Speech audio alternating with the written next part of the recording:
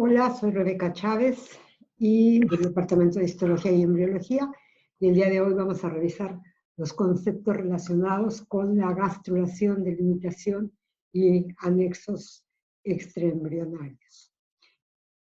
Los objetivos que buscamos cumplir en esta charla tienen que ver con la definición del concepto de gastrulación y los eventos fundamentales que ocurren durante este proceso, así como el periodo en el que ocurre. Vamos también a abordar los procesos de delimitación que llevan a la morfología del embrión y el feto, y a conocer y comprender cómo se forman los anexos extraembrionarios, y vamos a hablar un poco acerca de cuál es su función.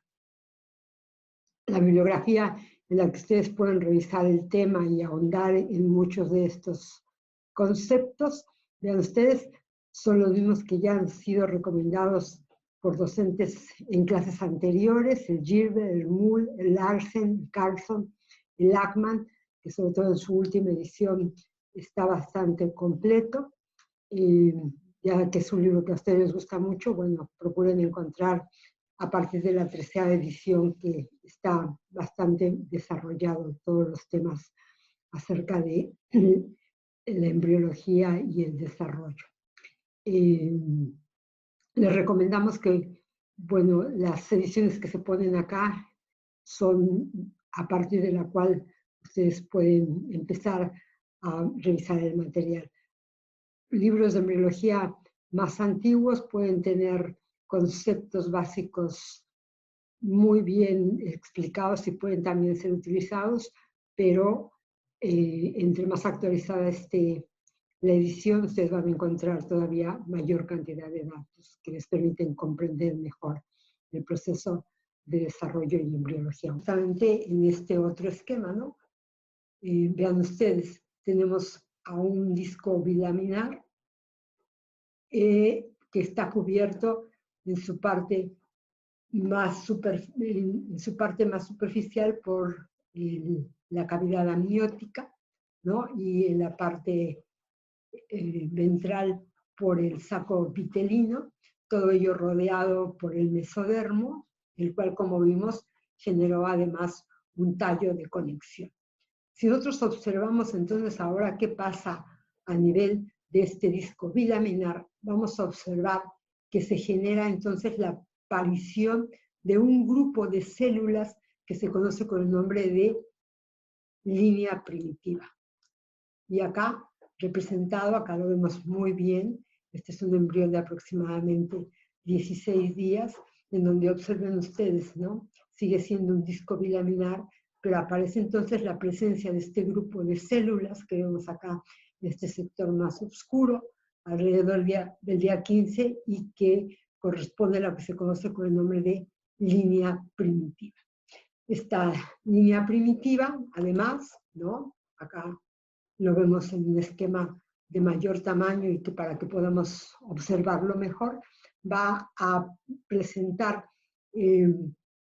fenómenos de proliferación y de migración.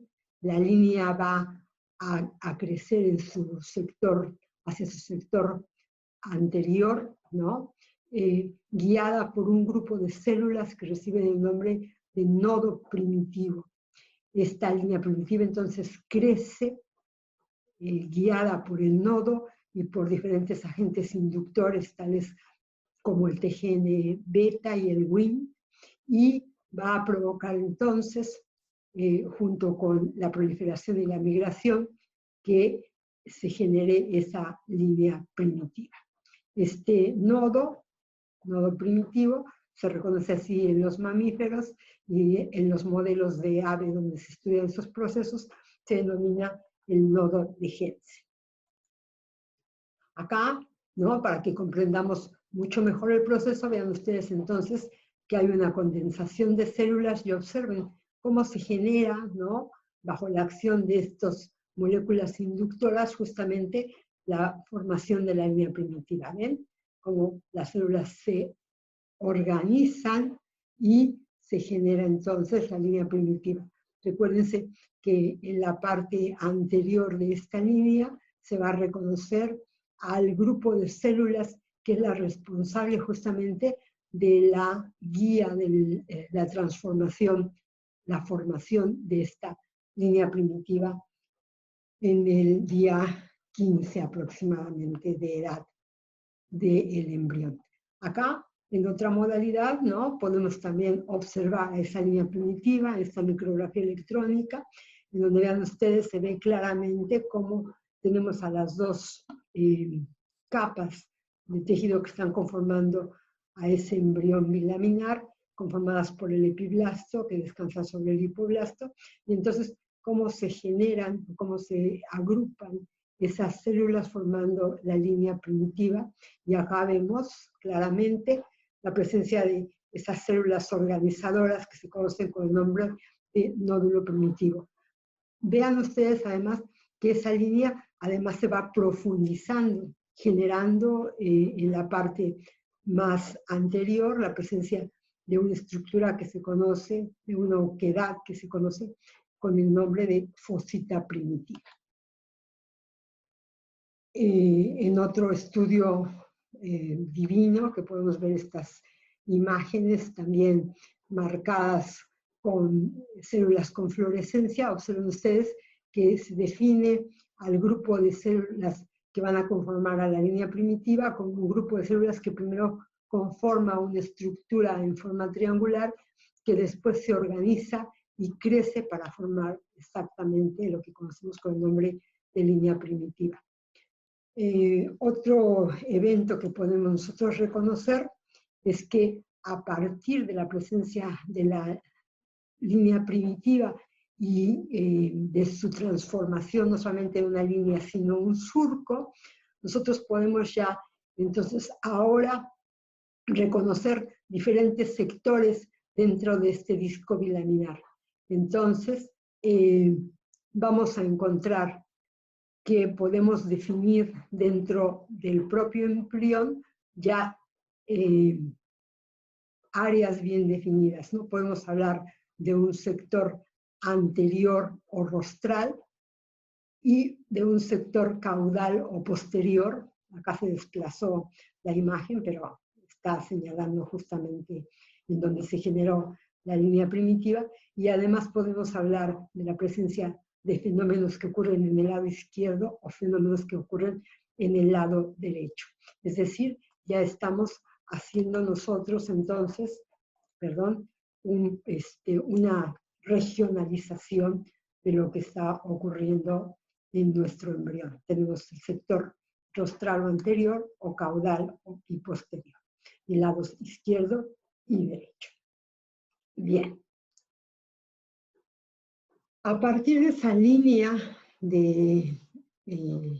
primitiva que hemos reconocido, que se va profundizando, se produce entonces internalización de las células que conforman al epiblasto. Este epiblasto, ¿no?, que ven ustedes está acá representado por estas células alargadas, cilíndricas, que van entonces a invaginarse con un proceso de transformación celular. Se observan células que se denominan células en botella, que entonces las células cambian su formación, adquieren esta apariencia, se invaginan y de pasar de ser células epiteliales pasan a ser células de tipo mesenquimal. Ocurre entonces una transición epitelio-mesénquima que es muy importante para la diferenciación de las células.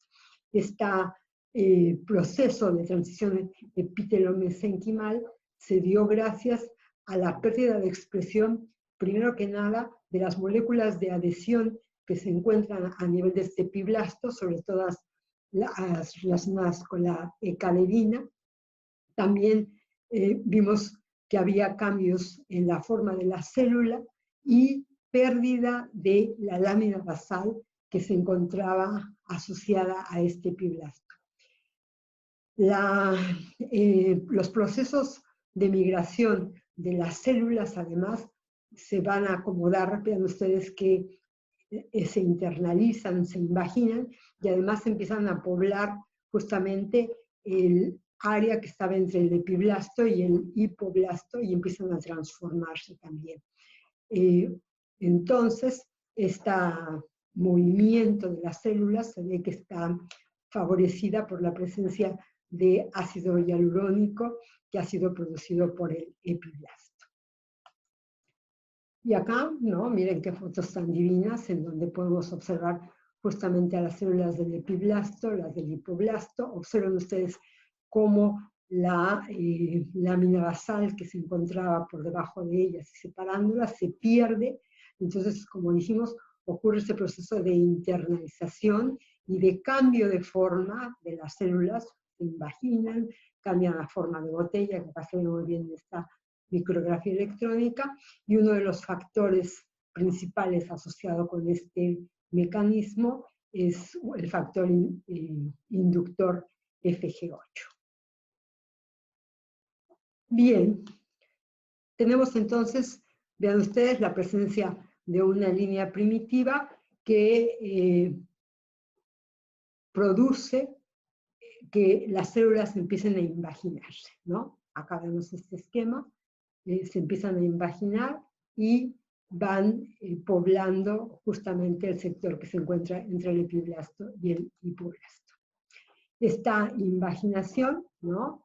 No solamente empiezan a invaginarse, sino que además la línea primitiva crece en sentido anterior, guiando a las células que están conformando a esa línea primitiva, y por lo tanto se les reconoce a estas células que está generando como el nódulo primitivo, como un organizador primario. Muchas de estas células además también siguen transformándose y se reconoce otro grupo de células que se denominan como células prenotocordales, que también continúan en sentido cefálico, creciendo y diferenciándose, y que vamos a ver más adelante. En este esquema nuevamente repasamos entonces, observen ustedes que fueron a partir de las células del epiblasto, ¿sí? Que se internalizaron por la línea primitiva o por el surco, también guiados por las células que vienen del nódulo primitivo, que se internalizan y entonces empiezan a poblar el sector que se encuentra entre el epiblasto y el hipoblasto. Bien, en este esquema queda todavía mucho más claro, y lo que queremos apuntar es que vean ustedes que estos procesos de invaginación no solamente se relacionan con un movimiento de células, sino que las células, ¿no?, al irse situando en los diferentes sectores de este espacio entre el hipoblasto y el epiblasto, ¿no?, que se van generando un acomodo ahí, entonces se diferencian para transformarse justamente en el endodermo, células del endodermo que se denominan endoblastos y marcadas con el color amarillo, que van transformándose hacia este endodermo que queda ejemplificado aquí en el color verde.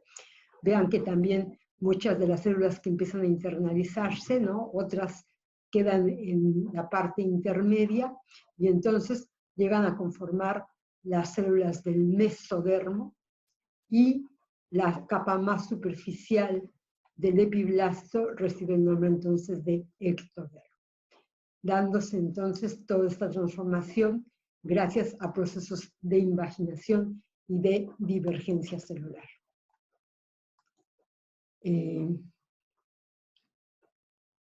Dándose entonces, vean ustedes, la transformación de un embrión bilaminar en un embrión de tipo trilaminar, gracias a este proceso de migración celular y tisular que fue altamente, o que es altamente organizado y coordinado, por el cual ya se establecieron entonces 3 hojas o capas germinales en el embrión: el ectodermo, el mesodermo y el endodermo.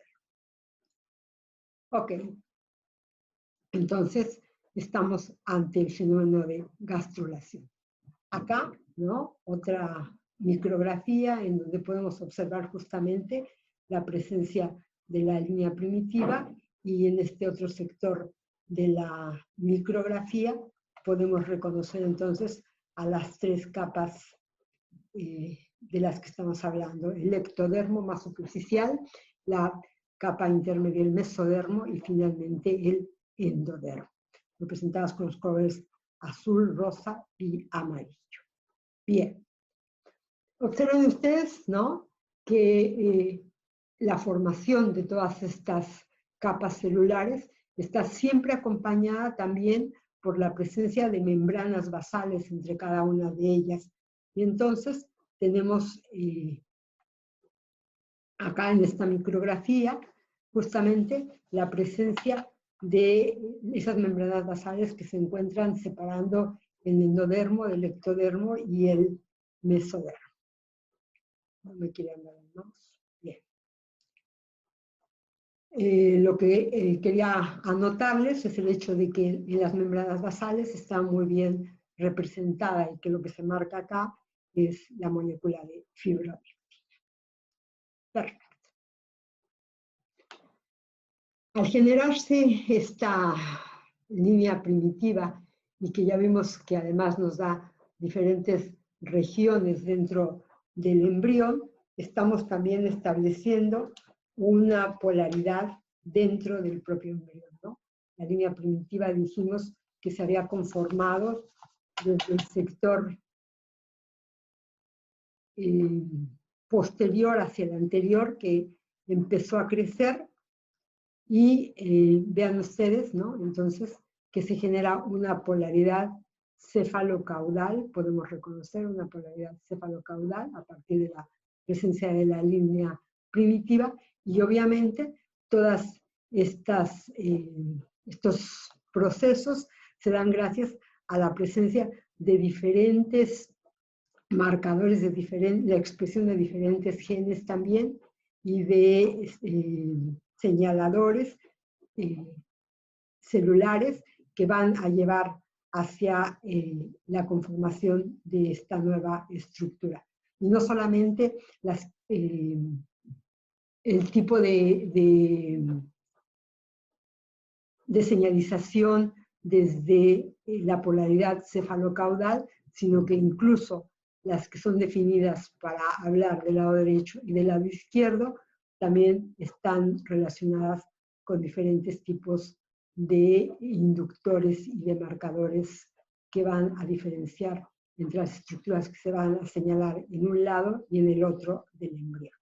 Bien, entonces, no solamente tenemos la presencia de una línea primitiva, sino que se han establecido ya con esta línea primitiva a los tres ejes corporales, ¿no? Hablamos de una región cefálica, caudal o anterior y posterior, y vamos a ver que esto se debió a la presencia de la línea primitiva que apareció en la parte caudal y creció en sentido cefálico. La línea primitiva, como vimos, también define la simetría bilateral del cuerpo, porque podemos establecer el lado izquierdo y derecho, y además, como vimos, las células del epiblasto que ingresaban al embrión lo hacen desde la futura región dorsal del embrión, de tal manera que podemos entonces hablar de un sector dorsal y un sector ventral. Bien, pero esta historia es bastante más compleja. ¿Por qué?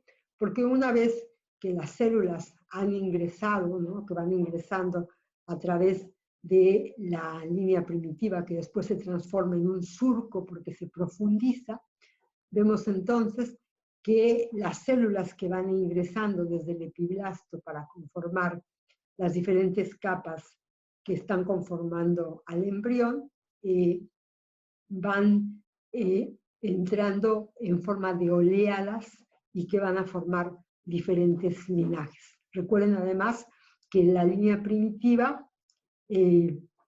está creciendo del sector cefálico al sector, perdón, del sector caudal al cefálico, y entonces las células que ingresan continúan su camino hacia la parte cefálica, y finalmente las células que se quedan en la parte posterior en la zona posterior van a diferenciarse más tardíamente en el mesodermo de tipo extraembrionario. Las que siguieron en camino y que están formando lo que se denomina la zona lateral, ¿no? Situada acá en este esquema. Esperen un segundo, por favor, que no puedo dirigir el mouse, está como, ahí está. Entonces acá tenemos, vean ustedes, las de la zona lateral, marcada acá en este sentido. Se va a diferenciar después en lo que será futuramente el mesodermo cardiogénico, el paraxial, el intermedio y el lateral. Y finalmente, las que se asocian con el nodo primitivo van a conformar justamente el propio nódulo, van a formar parte también del endodermo faríngeo y van además a diferenciarse en unos centros señalizadores muy importantes como son la notocorda y la placa precordal. ¿Okay? Entonces todos esos vamos a recordarlos porque, como les dije, son centros señalizadores que van a transformar, después van a inducir que otros tejidos sean también diferenciados y den lugar a otras estructuras importantes dentro del embrión. Un hecho que podemos señalar en este esquema es que, perdón,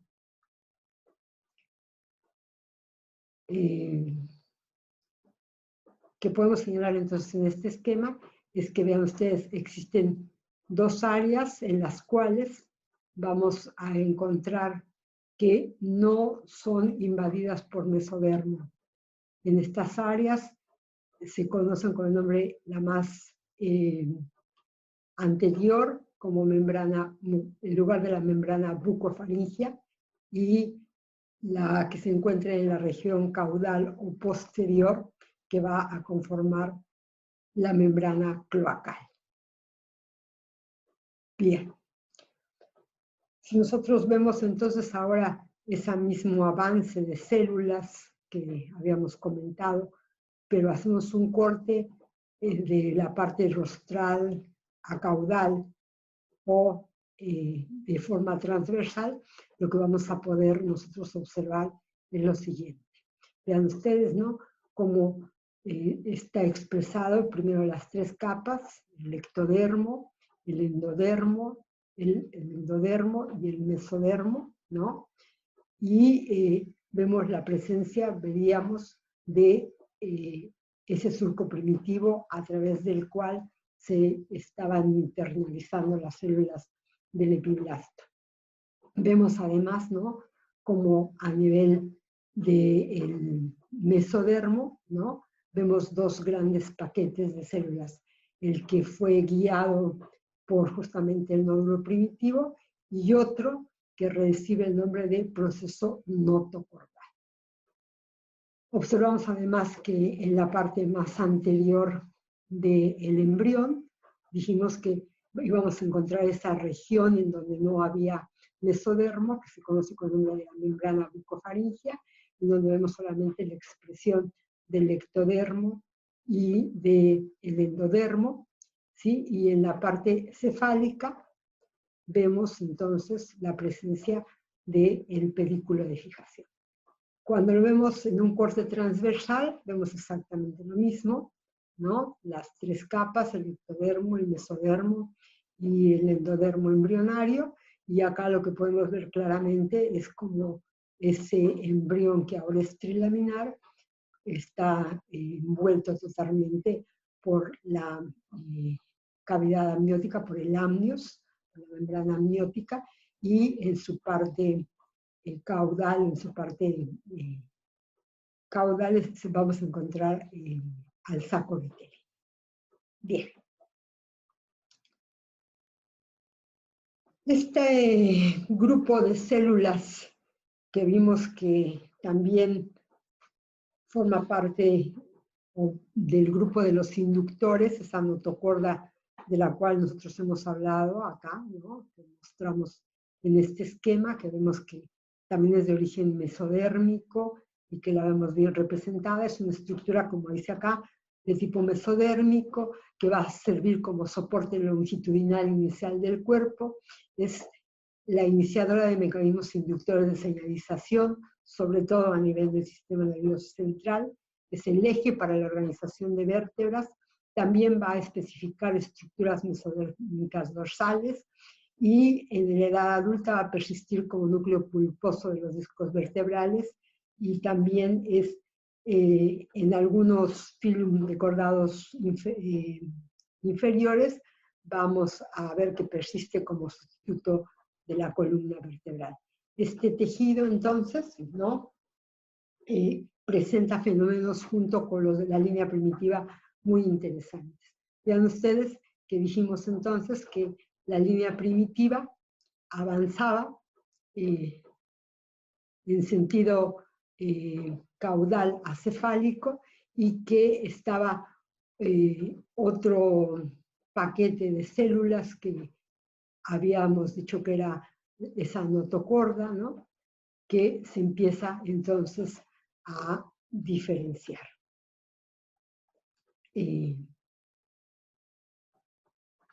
A medida que la gastrulación prosigue, vean ustedes, ¿no? Que acá en esta gráfica que tenemos en este lugar, observamos entonces que la línea primitiva llegó a su mayor expresión guiada por el nódulo primitivo, y que otro grupo de células también mesodérmicas que conforman a la notocorda empieza entonces ahora a dirigir estos procesos de diferenciación y de movimiento. Ocurre un fenómeno muy interesante que se denomina como el proceso de regresión de la línea primitiva, porque una vez que la línea primitiva ha llegado a su mayor expresión, observen ustedes, entonces comienza a desarrollarse la notocorda empieza a crecer, vemos acá representada con esta línea, pero al mismo tiempo que empieza a crecer, la línea primitiva empieza a presentar un proceso de regresión, haciéndose cada vez más pequeña. Entonces vamos a tener una regresión de la línea primitiva y un aumento, un crecimiento, una elongación de lo que va a ocurrir a nivel de la notocorda. Ese proceso lo vemos acá representado en unos cortes a nivel tanto sagital como a nivel transversal. En la parte superior, observen ustedes cómo está representado entonces la ingresión o la presencia de este proceso notocordal, ¿no? Que lo vemos acá representado en este sector, que sigue avanzando, se sigue elongando, y que además empieza a compactarse, se empieza a llenar el lugar de la fosita primitiva, se genera división celular de tal manera que entonces se genera una estructura compacta, alargada, que va a recibir el nombre de la notocorda.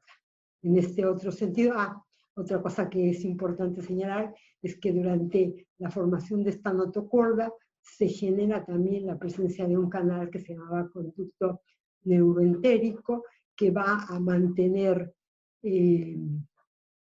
comunicados tanto la cavidad amniótica como la cavidad del saco vitelino.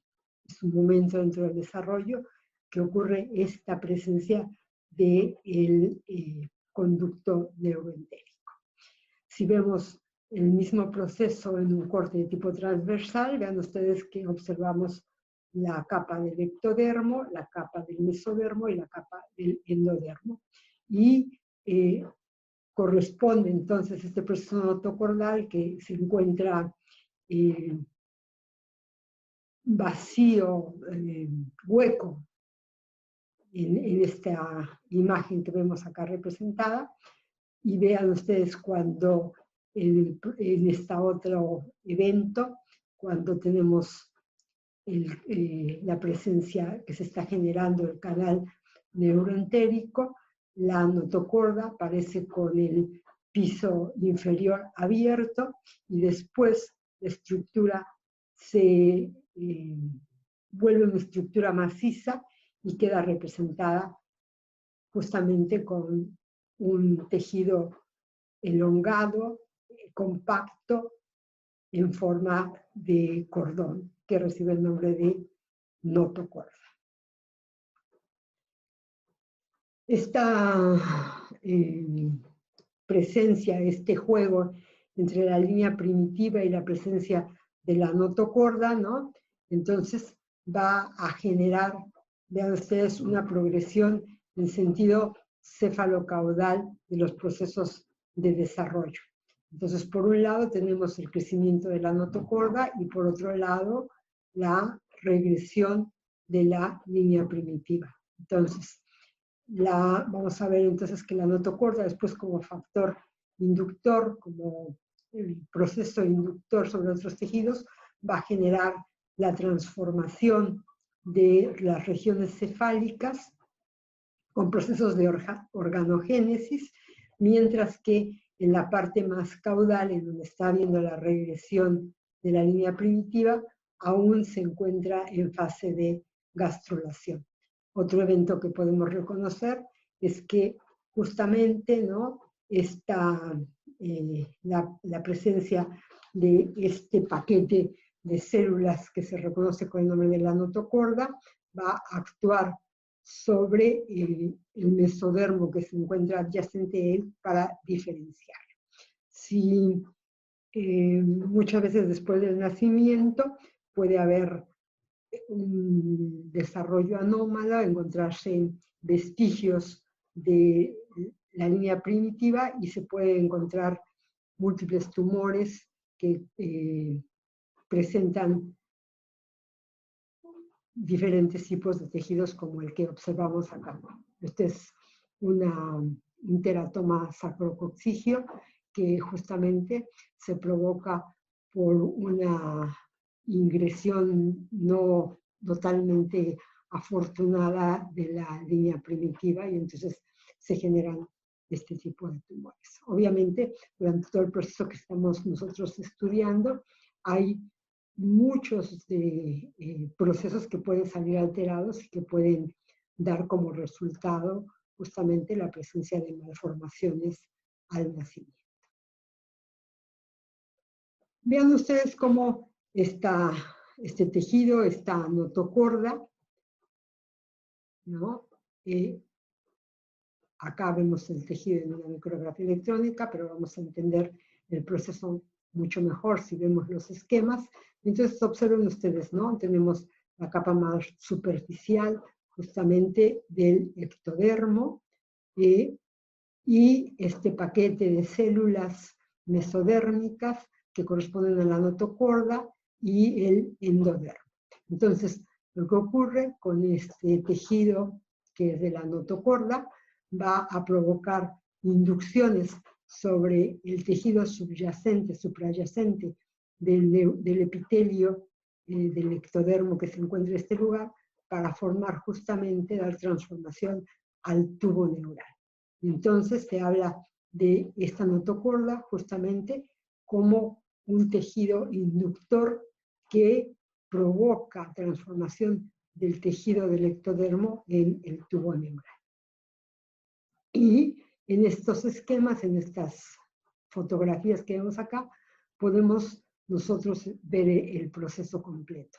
Vean ustedes, esto ocurre en un embrión de pollo, entonces se observa la presencia de la línea primitiva, ¿no? En la fotografía, en el esquema A, tenemos nosotros entonces la formación de la línea primitiva. Vean ustedes cómo entonces las células del epiblasto empiezan a ingresar y a formar justamente las tres capas que están formando a un embrión. y la parte del mesodermo, ¿no?, empieza a conformarse en ese paquete de células que conocemos con el nombre de la notocorda, y aquí la notocorda no se observa muy bien, pero vemos que se empieza a inducir la formación del tubo neural, de tal manera que unas horas después, vean ustedes, ya en este esquema podemos diferenciar muy bien la presencia tanto del tubo neural como de la notocorda, y observen que dijimos que este cambio, esta transformación, esta diferenciación del tejido iba a influir también sobre el mesodermo adyacente a los lados de estos sectores, y vean ustedes entonces que el mesodermo empieza también a diferenciarse en tres sectores. Un sector que se denomina paraxial, porque está al lado del eje que va a conformar la notocorda, una parte intermedia y una parte de tipo lateral, ¿no? El sector que corresponde al mesodermo paraxial va a conformar también unas estructuras que se denominan somites o somitas, y que vamos a ver que tienen que ver también con procesos de diferenciación de músculos y de otras estructuras también importantes en el desarrollo. El mesodermo intermedio, a partir del cual vamos a ver la diferenciación, por ejemplo, del sistema urogenital, y el mesodermo lateral, que como vemos, pasado algún tiempo en el desarrollo, va a ser dividido por la presencia de un sector de celoma intraembrionario en dos grandes capas. Una que corresponde al mesodermo somático y otra que corresponde al mesodermo esplagnopleurótico. Ok. Acá, en esta corte histológico de un embrión de pollo en un estadio semejante al que hemos venido nosotros mostrando, vean ustedes que podemos observar justamente entonces la presencia del ectodermo. Ya la notocorda ha actuado sobre ese epitelio y provocado la transformación y la formación del tubo neural. Acá está la notocorda bien representada, ese paquete de células mesodérmicas que entonces influyó sobre las células del neuroepitelio para transformarlo en el tubo neural, y vemos entonces acá el mesodermo que está asociado a este sector, ¿no?, el mesodermo paraxial, el intermedio, y en esta otra también lo podemos ver en diferentes colores, ¿no? Vemos sobre todo en la de abajo, vemos el tubo neural ya bien cerrado, la presencia de la notocorda bien desarrollada, y como los sectores adyacentes al mesodermo, ven ustedes como entonces tenemos el paraxial, el intermedio y el lateral. Bien. Si nosotros resumimos esta etapa, sector del desarrollo, nosotros podemos entonces ver varias cosas, ¿no?, mediante este esquema. Uno, vemos que hay un crecimiento del embrión. Dos, que durante ese crecimiento vemos que hay, primero que nada, la formación y la presencia de lo que conocemos entonces con el nombre de línea primitiva. Que esta línea primitiva, organizada por el nodo primitivo, empieza a crecer, empieza a ir del sentido caudal al cefálico, y que cuando esas células mesodérmicas se organizan formando el proceso notocordal, cesa entonces el crecimiento de la línea primitiva y comienza entonces un proceso de regresión de la misma. Esta regresión está acompañada por un crecimiento, por una elongación justamente de este proceso notocordal. Entonces, vemos que se genera el crecimiento de este tejido, ¿no?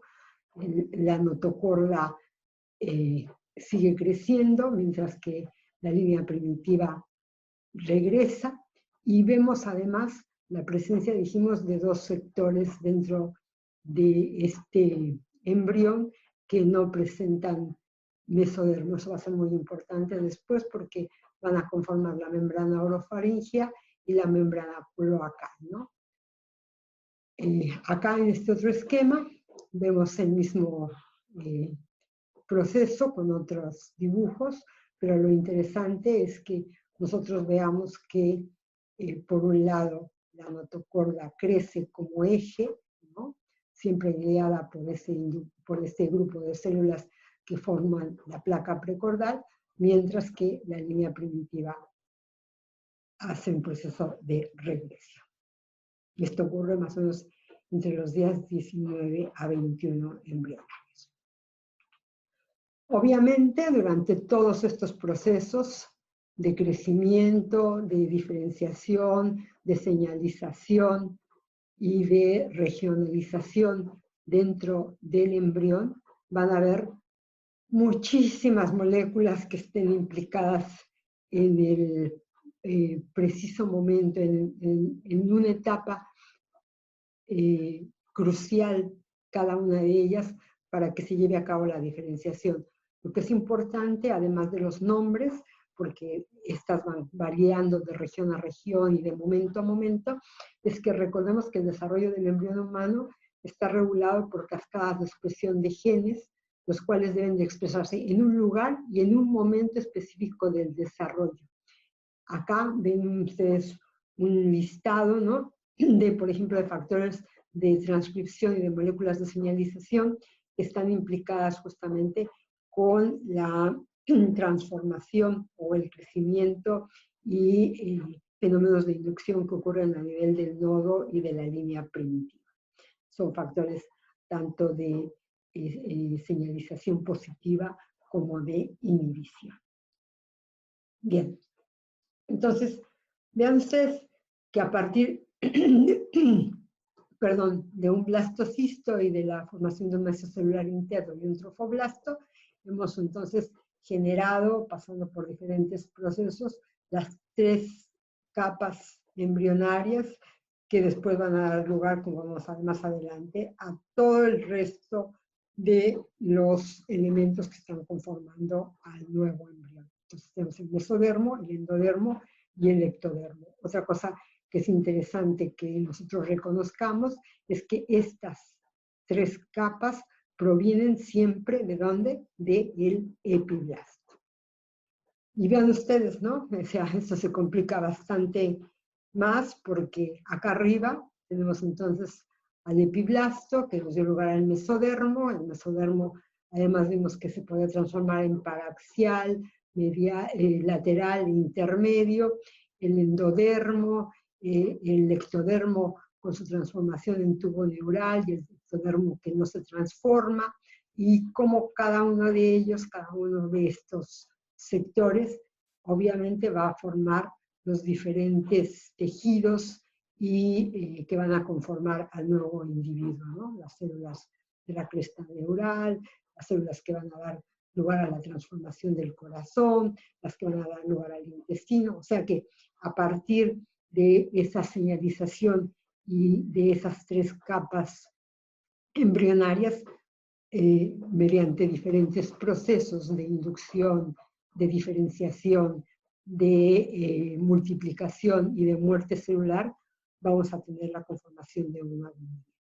Entonces, ahora sí entendemos por qué Wolper nos dice que durante este proceso de gastrulación es el proceso más importante de nuestras vidas. Ustedes definirán si están de acuerdo o no con él. Ok.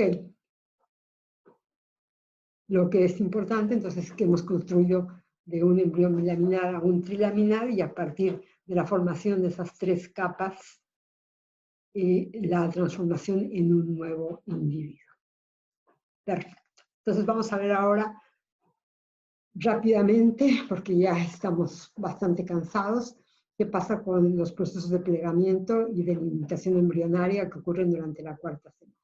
Entonces, durante estos procesos de plegamiento vamos a pasar de un embrión plano que es trilaminar a realmente a tener una conformación tridimensional definitiva, porque el individuo no es un individuo plano, sino que tiene una tridimensionalidad. Vamos a ver que esto se da gracias a que ese embrión plano va a sufrir procesos de plegamiento y de delimitación de cavidades. Va a haber también un crecimiento que va a ser asimétrico del embrión y finalmente se va a dar lo que se denomina la topografía definitiva de las 3 hojas embrionarias y sus derivados. Entonces, acá representado, ven ustedes que tenemos a ese embrión donde tenemos ya las 3 capas que hemos estado hablando, ectodermo, endodermo y mesodermo, perdón. Y entonces existen 2 tipos de plegamientos que ocurren en este tipo de embrión. Un plegamiento de tipo longitudinal y un plegamiento de tipo transversal. Si nosotros lo vemos representado en este esquema, observen ustedes, ¿no?, que el embrión se empieza a plegar tanto en la parte cefálica como caudal, lo que provoca que entonces se acerquen una a la otra y que el saco vitelino que se encontraba en este sector del embrión empiece a sufrir procesos de adelgazamiento, ¿no?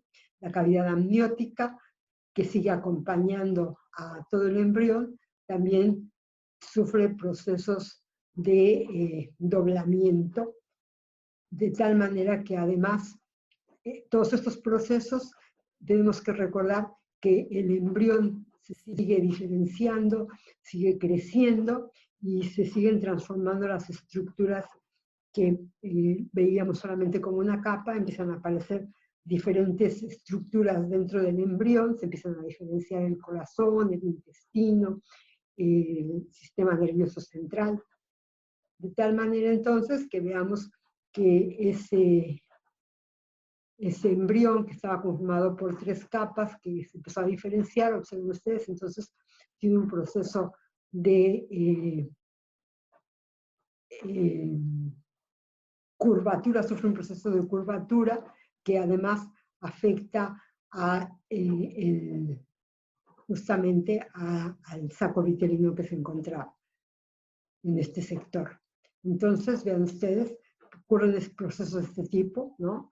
A medida que empieza justamente un curvamiento del embrión, ocurre también un adelgazamiento del saco amniótico. Bien, entonces todo esto va a llevar justamente a que el plegamiento va a posicionar a los órganos y va a formar las diferentes cavidades corporales. Estas cavidades corporales son de 3 tipos, ¿no? Se constituye entonces la cavidad pericárdica, la pleural y la peritoneal, ¿no? Y conformadas también por mesodermo de tipo somático esplácnico, que va a conformar la capa parietal o la visceral de todas las membranas serosas. Si vemos en estos otros esquemas, ¿no?, además del plegamiento del embrión y que dijimos que sigue diferenciando, ¿no?, en los diferentes sectores del mismo, entonces vean ustedes qué está pasando. Acá tenemos representado lo que está pasando en la parte cefálica y acá lo que ocurre en la parte caudal. Entonces, en la parte cefálica vemos el crecimiento y el desarrollo del cerebro, ¿sí? Y observen ustedes que en el sector más cefálico, ahí donde estaba la membrana orofaringea, empieza a haber una curvatura a nivel de lo que se va a reconocer después como el septum transversum, de tal manera que también hay una transformación de estos tejidos para la generación del corazón, y mediante esta inflexión que tiene el tejido provocado justamente por la flexión de todo el embrión, el corazón adquiere su lugar característico, aunque todavía es un tubo en este momento, pero ya se ha ordenado justamente en el sector en el cual se va a desarrollar completamente. En la parte caudal, observen ustedes, ¿no? Tenemos también la formación del tubo neural, y vemos que a continuación de la notocorda, ¿no? De esa notocorda que está induciendo al tejido del ectodermo, y la presencia de la línea primitiva, también se da una inflexión del tejido, y entonces el tallo de conexión nuevamente adquiere también su lugar característico, y vamos a ver cómo se genera la presencia de un sector que va a tener justamente con la formación del cordón umbilical y la membrana cloacal. Pero eso lo vamos a ver más adelante. ¿Ok? Lo que es interesante entonces es reconocer cómo a partir de esa flexión transversal y lateral se generan entonces la formación de las diferentes cavidades dentro del organismo y el posicionamiento de los órganos para conformar a un nuevo individuo. Bien. Finalmente vamos a hablar de los anexos extraembrionarios, que pueden ser o pueden derivar de dos sectores. Pueden derivar a partir del trofoblasto o pueden derivar de la masa celular interna. A partir del trofoblasto, ya vimos, entonces se trata del corion y de la placenta, de los cuales ya hablamos en la clase pasada. Vamos a hablar un poquito de aquellos de los que derivan de la masa celular interna, ¿no? Estos son el amnios, que es de origen ectodérmico, el saco vitelino, que ya vimos que es de origen endodérmico, el andarantoides, que también es de origen endodérmico, el mesodermo extraembrionario, que va a conformar el conjuntivo del cordón umbilical y otras estructuras, ¿no? Todos ellos anexos que van a estar presentes durante el desarrollo de este embrión y de este feto. Entonces vamos a hablar primero que nada del amnios, que dijimos que es de origen ectodérmico, ¿no? Hablamos del amnios, tendríamos que hablar realmente de la membrana amniótica, ¿no? Que contiene al líquido amniótico en el cual flota el embrión o el feto, y esa membrana amniótica es una de las más gruesas que se reconocen dentro del proceso de desarrollo. Vamos a ver entonces que está conformado por tres capas. Por una capa epitelial, ¿sí? Por una membrana basal bastante gruesa y por algo que se denomina una capa estromal, que está conformado por tres regiones: la capa fibroblástica, la capa compacta y la capa esponjosa. Obviamente acá tenemos un aumento de este sector que estamos viendo acá, perdón. Y vemos que es interesante que la membrana basal es una membrana basal contundente, que está conformada por colágeno, sobre todo de tipo 4, 5 y 7, tiene gran cantidad de laminina y fibronectina. Si lo vemos en relación al fluido amniótico, por un lado, ¿no? Se relaciona por un lado con el líquido amniótico, y por el otro, cuando se saca del momento del parto, ven ustedes que está asociado también a la decidua materna, ¿no? Siempre se encuentra en relación con la decidua materna. Esta membrana amniótica tiene diferentes propiedades antimicrobianas, antiinflamatorias y antiangiogénicas, y como dijimos, vean ustedes que su composición es muy rica en colágenos de diferentes tipos, en fibronectina, en laminina y también en proteoglicanos. Esta es una membrana, ¿no?, que se desechaba antes con una facilidad asombrosa, pero se ha visto muy recientemente, o sea, en los últimos años, que es una fuente importante de células madre. No solamente eso, sino que los oftalmólogos la utilizan mucho en el trasplante de córnea porque mejora mucho la condición de los pacientes. Entonces, hay estudios que van a ver hacia la membrana amniótica y sus propiedades la hacen un buen modelo para estudiar y para aprender muchísimo acerca de esta membrana. El líquido que contiene, ¿no?, dentro de esa membrana amniótica se denomina líquido amniótico, es un transudado diluido del plasma materno y va a actuar como sistema de amortiguación, permite el libre movimiento del feto y también el desarrollo del músculo esquelético. Se dice que mantiene la temperatura del feto más o menos constante, va a permitir también, va a estar relacionado con el desarrollo de los pulmones, también impide la desecación del propio producto, y vamos a ver que es el líquido amniótico, el volumen del mismo va a variar dependiendo de la etapa del desarrollo en el cual nosotros estemos estudiando a ese producto, a ese embrión. Va a variar entonces dependiendo de las semanas de gestación. Y también su cantidad, si es más o si es menos, va a modificar y va a provocar alteraciones sobre el desarrollo del producto, del embrión o del feto.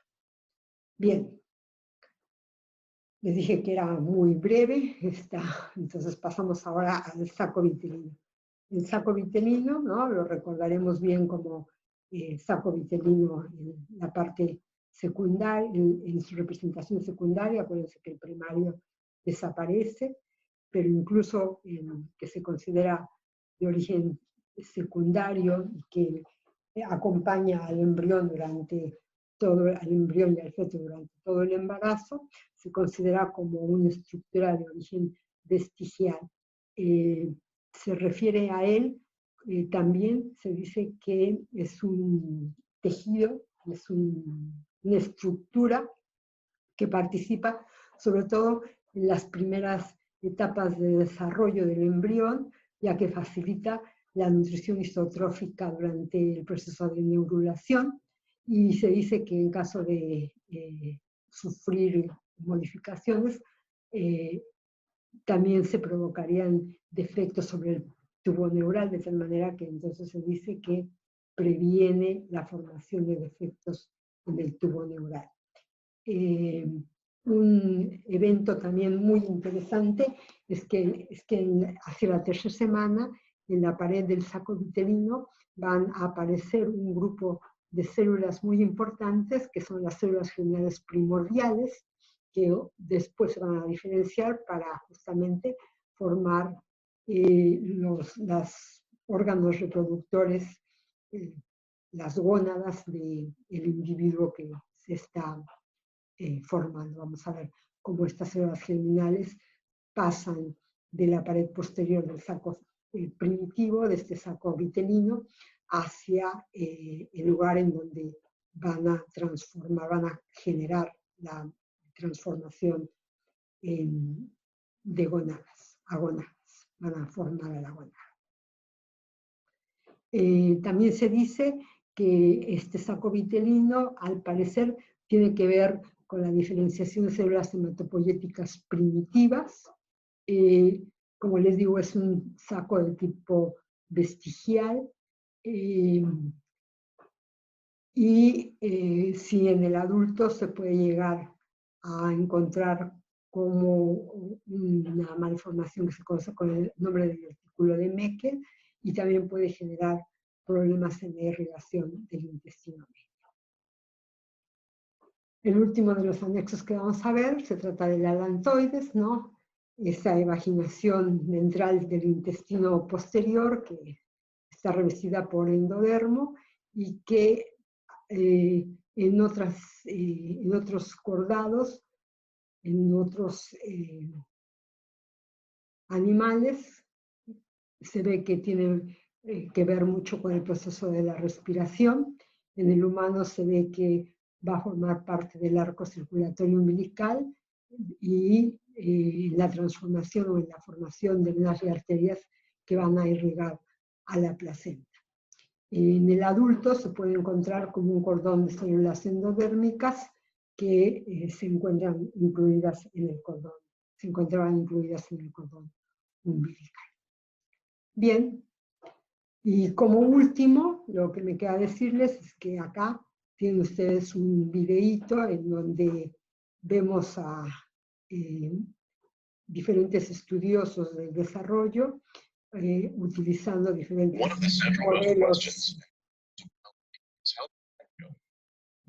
modelos animales, ¿no? Y vamos a ver si podemos avanzarlo un poquito para que ustedes observen. Entonces, bueno, se habla acerca de cómo es posible que una sola célula haya dado lugar a la formación de diferentes órganos y tejidos, y entonces, mediante técnicas de utilización de células animales y de microscopios y de herramientas bastante modernas, vean ustedes que se puede seguir el destino de cada una de las células y entonces ayudarnos a entender cómo es que ocurre el proceso de desarrollo en su conjunto, cómo las células se multiplican, cómo son inducidas a transformarse en diferentes estructuras.